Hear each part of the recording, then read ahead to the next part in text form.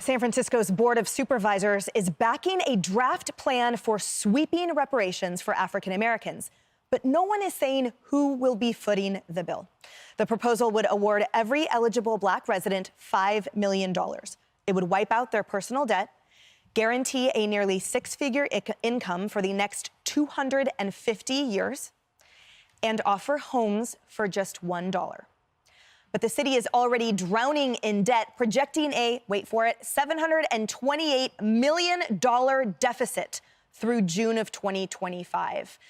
Kaylee, you can't make up both the fantasy ideological nature of this proposal and the absolute derelict, toxic budget accompanying it. Yeah, it's so true. John Dennis, who's the head of the San Francisco Republican Party, said this is a completely unserious proposal. He said the $5 million lump sum payout seems ridiculous.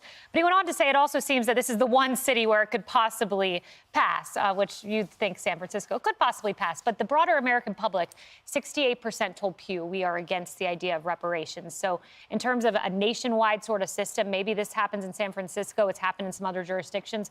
I don't foresee this having broad support nationwide. San Francisco is one of the towns where Walgreens shuttered all of their locations there. Yeah. The African American and underserved population in San Francisco has been disproportionately affected by the crime, by the COVID wasteland happening, and all the more. So if they want to help those residents, I don't think an unserious proposal is the way to do it. So I wonder, how do you actually qualify for this? Are we doing like a huge genetic study? Well, if you were, and my mom was a social worker, I talk about it all the time.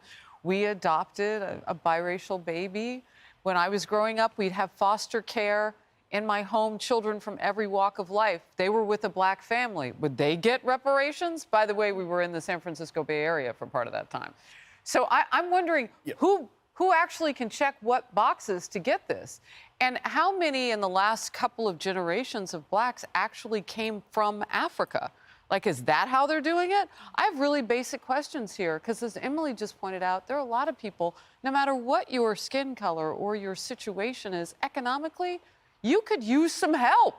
And I can't imagine you not wanting to be in a neighborhood where everybody is being helped. A high tide lifts all boats. I don't know. Does this make people want to study more, to rise, to do all of that? The victimhood is dripping in this. Who does this help? Yeah, and who are the victims? This is a jurisdiction that never had slavery, so this is taking money from people who've never owned slaves and giving it to people who were never slaves. As you said, then it gets into all of the weirdness about how do you start categorizing people based on their ancestry. I think you go to these websites and it seems that we're all related to each other anyway. So, yeah, it's... You think, I guess you want to call it a virtue signal, but it's more of an insanity signal. Not that we expect sensible governance from the San Francisco Board of Supervisors, but this is kind of a new low. Well, yeah, and it's an illegal and immoral wealth transfer. That's all it is. It's not about compassion. It's not about human flourishing. It's not about lifting people up at all. It's about power. It's about the left saying, we'll give you free stuff if you vote for us, so vote for us. And who's going to foot the bill? We all know who's going to foot the bill. It's the taxpayer. And the mass exodus from California speaks for itself. California is not working. It's going to work even less if this happens. Yeah, I haven't had this discussion with my biracial adopted sister, but I think I should. I want to know from her perspective, too. Raised by Black parents really just like me. Point. Who's Blacker? Like, this is ridiculous. This divides us in ways that we can't even conjure. Yes. Yes. Leave it to San Francisco. Hey, everyone. I'm Emily Campagno. Catch me and my co-hosts Harris Faulkner and Kaylee McEnany on Outnumbered every weekday at 12 p.m. Eastern, or set your DVR. Also, don't forget to subscribe to the Fox News YouTube page for daily highlights.